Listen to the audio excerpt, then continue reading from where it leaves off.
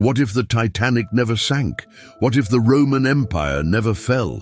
What if a single moment in time, a decision, an accident, a delay, changed everything that would follow? Every major event in history feels inevitable, like the only possible outcome. But what if they weren't? What if things could have happened differently? This is the Forgotten File, and today we step through time not as it was, but as it could have been. From collapsing empires to missed inventions, this isn't a story of fantasy. It's a story of how close we came to something very, very different. Part 1. The Echoes of What If. History isn't just a list of dates and battles. It's a living sequence of turning points, moments that steered civilization along one path while closing the doors to another. Sometimes those changes were loud. A war, an assassination, an empire falling apart in broad daylight. But more often, the future changed because of something smaller. A missed message, a storm that arrived a day earlier, a hesitation, or a single person making a single different choice. That's the idea we're exploring in this series, the butterfly effect of history. A phrase born from chaos theory, the butterfly effect suggests that a single tiny shift, like the flap of a butterfly's wings, can create a storm across the world weeks later. In history, those wings might be a lost letter, a delayed train, an unspoken word. Imagine this. You're standing over a timeline. Each moment leads to the next, but at certain crossroads, there are forks, events that could easily have gone the other way. And if they had, technology would develop differently. Countries wouldn't form the way they did. Religions, borders, social systems, rewritten. Our modern world is only one version of how things could have unfolded. And that's what makes these what-ifs so powerful. They don't just ask what could have been different, they show us how fragile the present really is. Moments of no return. Historians often refer to certain points in history as events of no return. Moments after which the world couldn't go back. The assassination of Archduke Franz Ferdinand, the storming of the Bastille, the American Declaration of Independence, the launch of the Apollo 11 mission. But what if those moments never happened, or happened 1 week later? Or, insignificantly enough, if key individuals in those events simply made a different choice? A point of no return is only obvious in hindsight. Before that, it was 1,000 possibilities lined up, and one happened to win. We often underestimate how easily history could have made a different choice. But isn't this just fiction? Every what if isn't meant to change how we view the truth. It's meant to help us understand how history functions. When we explore alternate outcomes, we don't abandon facts. We investigate gaps in inevitability, because seeing how close the threads are is just as revealing as pulling on the ones we know. In some ways, asking these questions teaches us more about our world, because it reminds us how unstable certain moments really were. Moments that, if pushed even slightly in another direction, could have changed the lives of millions, or all of us. So what changed the world? Here are 3 levels of historical transformation we'll explore in this series. 1. The fall of empires. What happens when the world powers of their time don't collapse at the moment they did? 2. The path of technology. What inventions were delayed, and what if they weren't? What knowledge was rediscovered too late? 3. The shape of society. What defining events, wars, plagues, political decisions rewrote the human experience in ways we never predicted? Historical examples.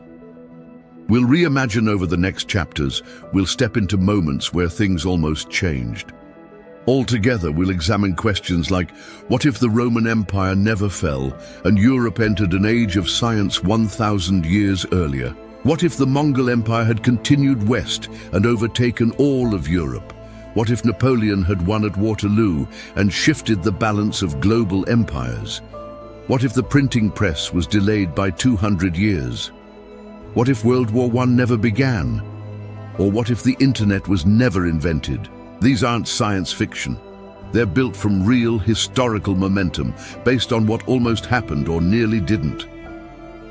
Why this series matters. This isn't just for entertainment. Understanding alternate histories changes how we understand our own time. It teaches us which forces shape humanity, how fragile our systems truly are, and which moments deserve more of our attention, not just for what they did, but for what they prevented. It teaches us perspective, that our world didn't unfold simply because it had to. It unfolded because it managed not to go another way. Next, we dig into the first deep dive, when empires stumbled differently, from Rome to the Mongol invasion to Napoleon's last stand. What if power shifted just slightly differently? You'll see how the fall of one empire made way for another, and how, with one twist, the modern world could look completely unrecognizable today. Only on The Forgotten File. History, at its core, is built on power. Empires rise, dominate, then fall, one after the other. Rome, Persia, Britain, the Ottomans. But in every fall, there exists a tiny space, a window, however narrow, where that collapse might have not happened. What if an empire didn't fall, or didn't rise, or stuck around 200 years longer? In this chapter of The Forgotten File, we explore how 3 moments of collapse, 3 close calls in history, could have shifted the fate of civilization permanently. This is part 2, when empires stumbled differently. Scenario 1, what if the Roman Empire never fell? Let's go back to 476 AD. The Western Roman Empire, after centuries of dominance, finally falls. The last emperor is overthrown. The empire, once stretching from Britain to North Africa, dissolves. The infrastructure empties, literacy collapses, cities shrink. Europe enters the Dark Ages, a period of fragmentation, warlords, and stagnation. But what if the empire never fell? What if Rome had adapted, restructured its political system, embraced decentralization, or successfully merged with the rising Germanic states? Instead of fragmentation, Europe might have moved into an early technological fusion of Roman engineering with Celtic, Slavic, and Germanic resource use. Imagine paved roads and public sanitation everywhere, a postal system spanning 3 continents, mass literacy surviving, a population educated under Greek philosophy and Roman law by 700 AD instead of waiting for the Renaissance. The scientific revolution could have arrived 800 years earlier. With it, mass education, early printing presses, a unified European calendar, even steam power in the Middle Ages. And maybe, just maybe, the Americas would have been contacted centuries before Columbus. But that's not what happened. Rome fell, slowly at first, then all at once, and the lights went out for 1,000 years. Scenario 2, what if the Mongol Empire had taken Europe? Now it's 1241. The Mongol horde has rolled over entire civilizations, from East Asia into Russia, Persia, and deep into Europe. They're at Hungary's doorstep, and nothing has truly stopped them, until something unexpected happens. The Great Khan dies back in Mongolia. All Mongol leaders return home to settle the succession. Europe, by accident, not strategy, is spared. But what if the Great Khan hadn't died that year? What if the Mongols had fully conquered Eastern and Central Europe?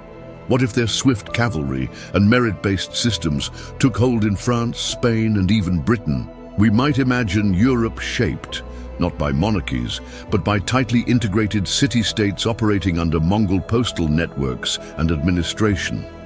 Imagine a Pan-Asia-Europe trade union centuries ahead of global capitalism. Paper currency everywhere before the Black Plague hit.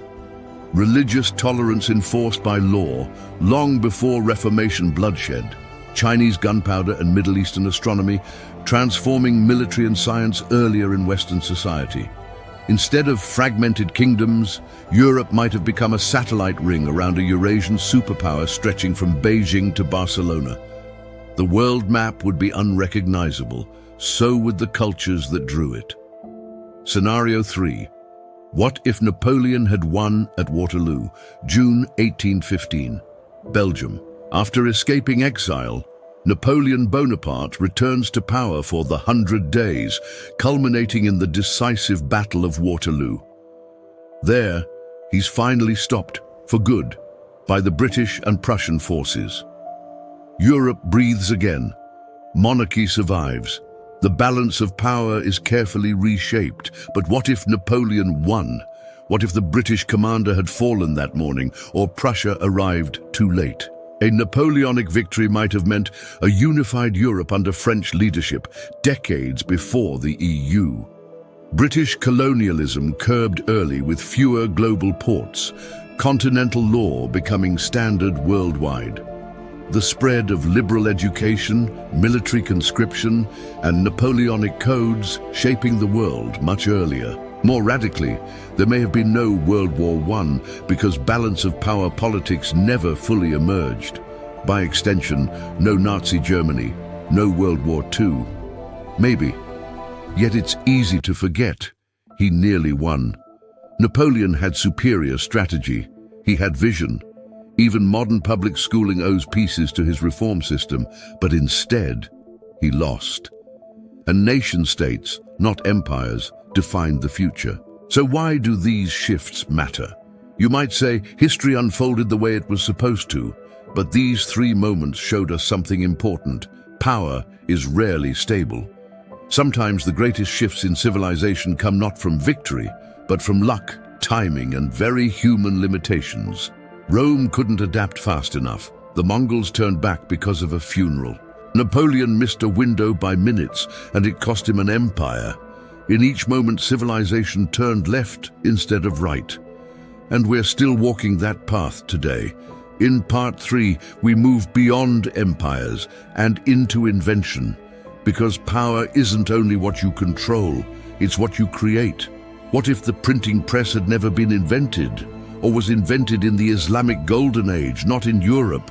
What if the Industrial Revolution happened in China, or didn't happen at all? What if atomic weapons were never developed? In our next chapter, we explore how technology shaped destiny, and how delaying a single invention could have changed every war, every revolution, and every culture on the planet, only on the forgotten file. Inventions change the world, but sometimes they don't arrive at the right moment. Some technologies show up early and collapse with the civilization that created them. Others are delayed by accident, war, fear, or forgotten entirely. And every time that happens, the future shifts with it, because technology isn't just about tools, it's about timing. In this chapter of The Forgotten File, we look at 3 breakthroughs, 3 crossroads, where everything could have changed if human creativity had taken a different route. Scenario 1. What if the printing press was delayed 200 years? Johannes Gutenberg is credited with perfecting the modern movable type printing press around 1440. It triggered an information explosion. Books, pamphlets, Bibles, mass-produced and widely spread for the first time in Europe. But imagine this: Gutenberg never finishes the idea, or dies before he completes the press. What if religious authorities or economic powers crush the invention early, viewing it as a threat to control? Without the printing press as we know it, all of it is delayed by centuries. Instead of printed books exploding in the 15th century, literacy remains elite, controlled by governments, the church, and the wealthy few. Scholars estimate that without the press, the Reformation doesn't happen when it did, or maybe ever.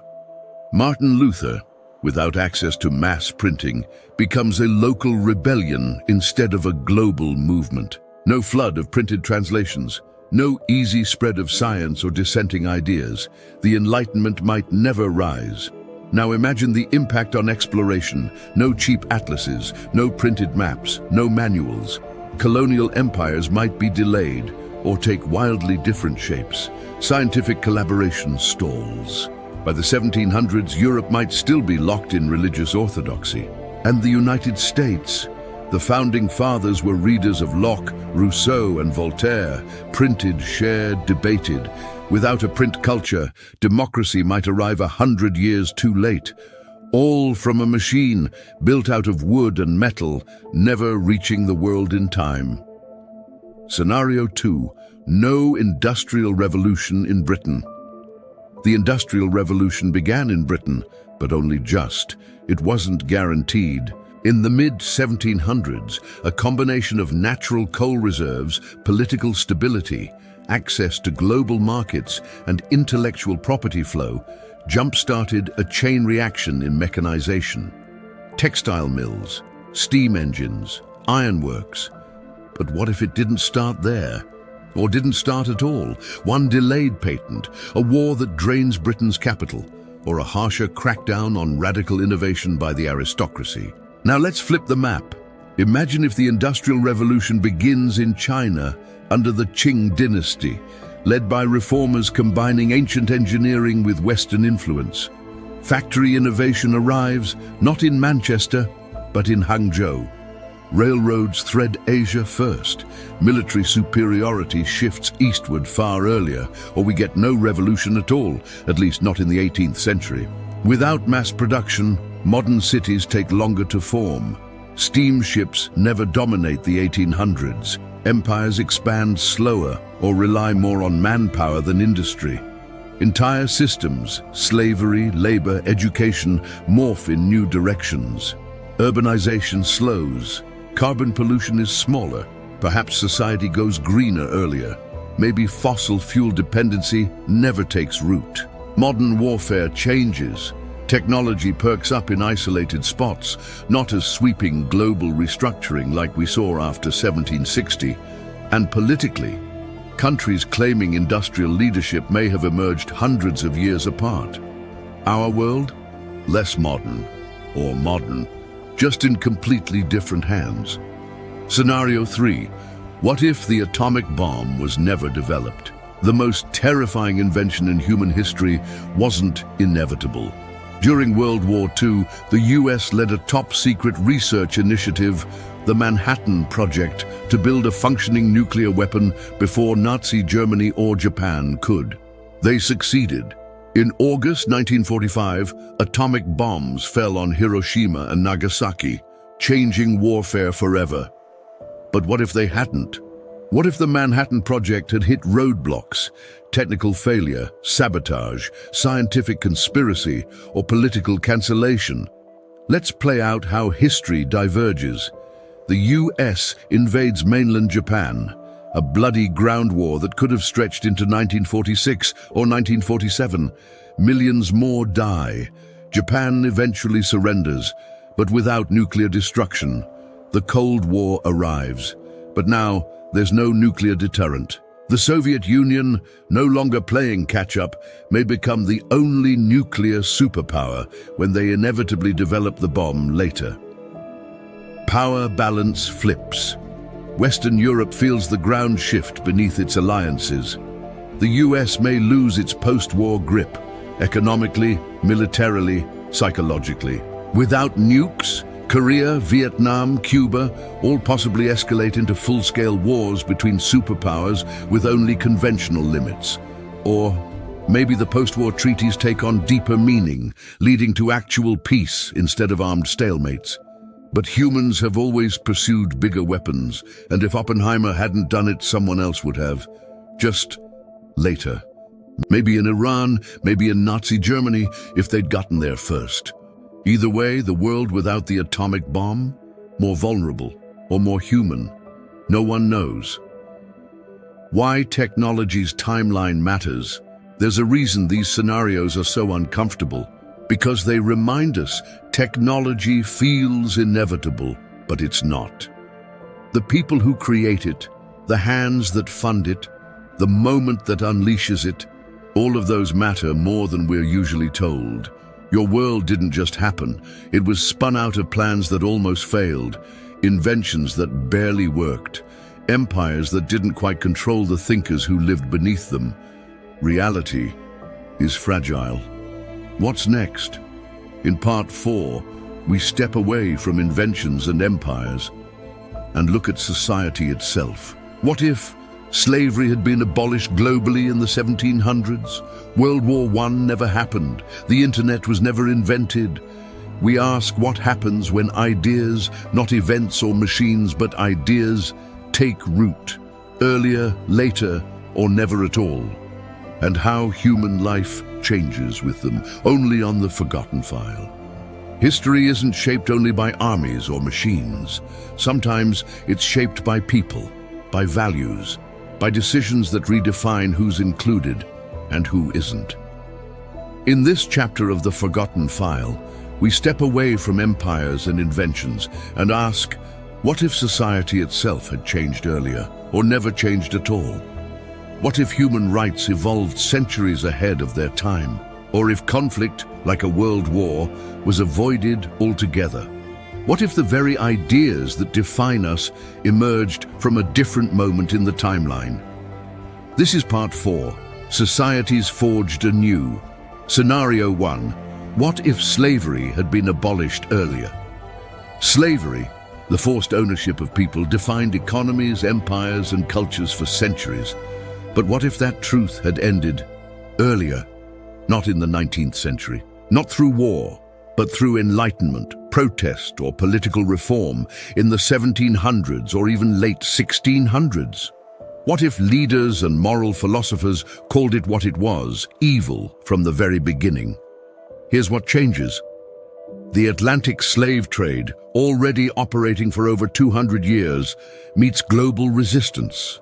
Western economies, especially in Europe, shift toward early industry and wage-based workforces rather than colonies built on enslaved labor. The American South may develop a more mixed economy without large plantations dominating culture and politics.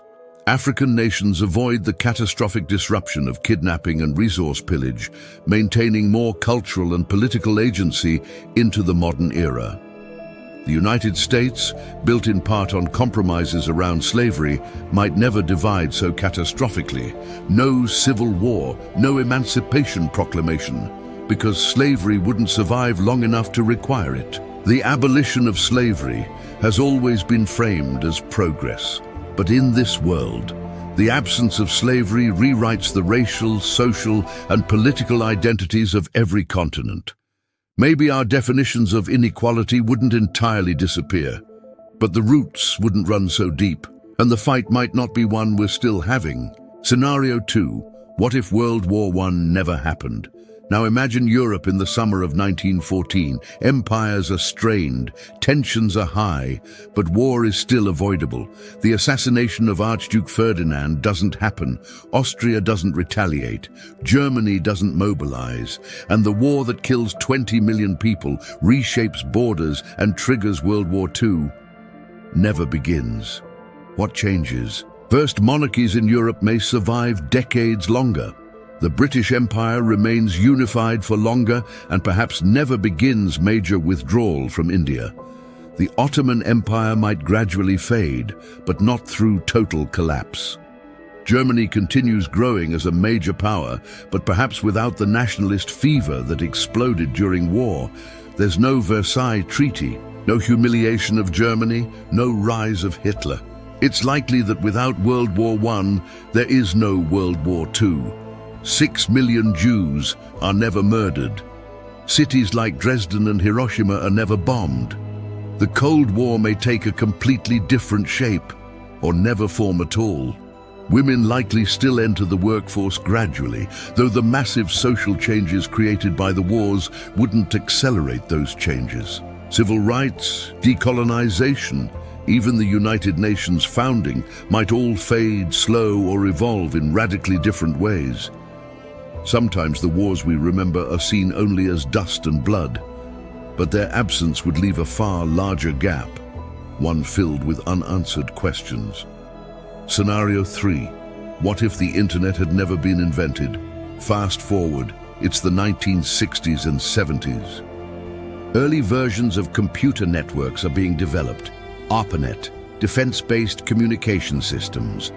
But what if the internet idea never expands? What if it remains confined to military use, never commercialized, never made open to the public? In this world, you're probably not watching this video. There's no YouTube, no social media, no email, no Wikipedia. Culture moves slower. Media remains centralized. Television, radio, newspapers. Powerful institutions control information flow. Governments, corporations, universities. People don't have voice or reach. Millions of small creators, writers, artists never get seen. But there's an upside. No viral misinformation, no social media addiction, less microsurveillance, less data tracking. You would likely sleep better, scroll less, and read more. Commerce changes too. There's no Amazon, no e-commerce explosion. Small businesses stay local. Globalization slows. Education remains textbook-driven. Collaboration between countries weakens. But computer science still exists, just offline. And geopolitics? Social revolutions like Arab Spring, which relied on internet mobilization, don't happen. Movements rise slower, but lies travel slower too. In this world without the internet, society is possibly healthier, but far more hierarchical. We trade speed for silence. So what do these changes teach us? When we think of progress, we often picture technology or warfare. But the ideas behind society change us even more. The end of slavery, the beginning of women's rights, the rise of free speech, or the invention of universal education. Sometimes when these ideas happen, matters more than how. If they arrive too early, they're dismissed. Too late, and people suffer. But when they arrive at just the right moment, they become the foundation of everything that follows. Societies aren't just shaped by events, they're shaped by mindsets. And history is never just about what happened, it's about what we chose to accept as normal.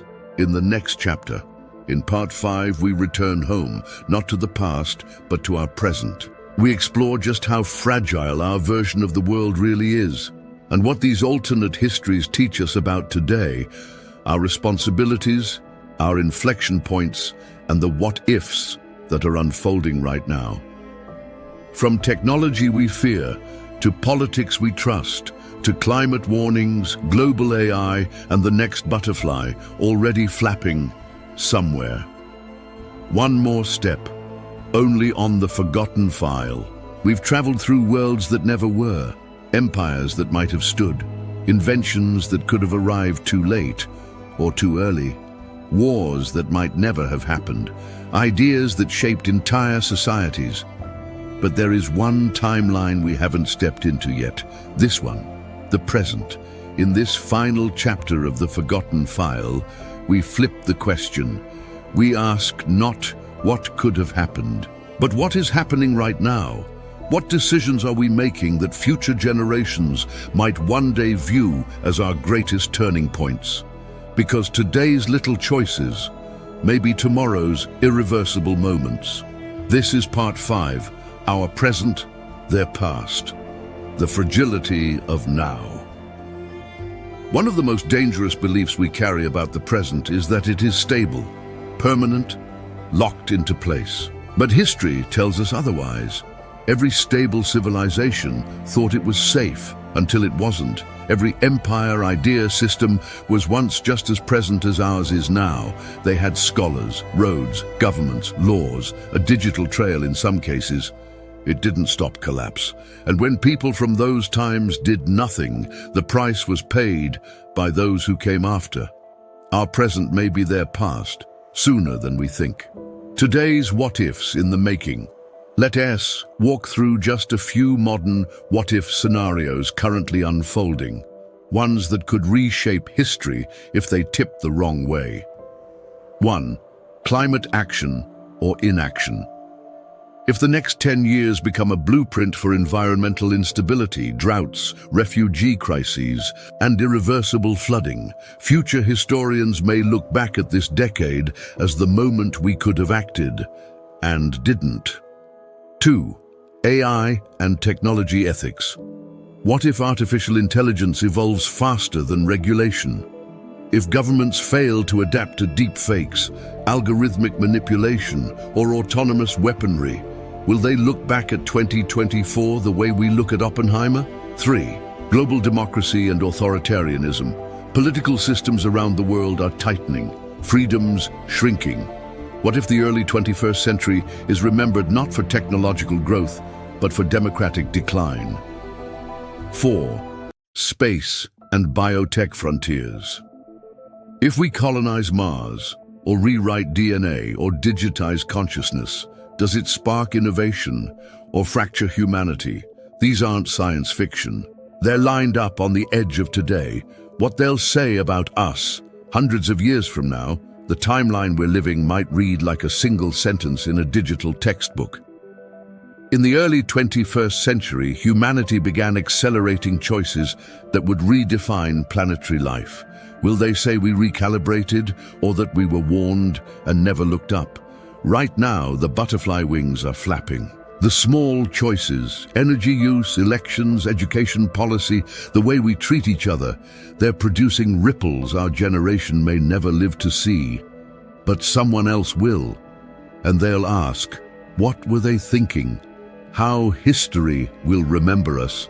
No one chooses what time they're born into, but we all choose how we respond to it. Some people saw the rise of fascism and spoke out. Others watched injustice and helped hide the broken. We are now in the midpoint of our own what-if scenario, and the file hasn't been closed yet. So what does this all mean? Alternate history isn't just for speculation, it's a lens. It asks us to see history as a path full of traps, not triumphs. A series of tipping points, not inevitabilities. What happened didn't have to happen, and what we do next will matter. We explored empires, revolutions, wars, and wires, and each reminded us everything we hold as normal is temporary. We just happen to be living in the version of history that survived. The real question is, will our timeline be the one worth keeping? Final reflection. Maybe the Roman Empire survives. Maybe Napoleon conquers all of Europe. Maybe the internet never arrives. But none of those matter without asking a harder question. What kind of world are we leaving behind? Because one day, someone will open a file marked Early 21st Century Turning Point. And they'll read quietly and wonder if we ever understood the gravity of our moment while we were living it. What will they say about us? If this series made you think differently about time, hit subscribe. This is more than history. It's a reminder that every vote, invention, movement, and moment alive today could be the next what if the world remembers. Don't watch the future happen. Shape it. And don't wait for the file to open. Open your eyes now. This is the forgotten file, and we've only just begun.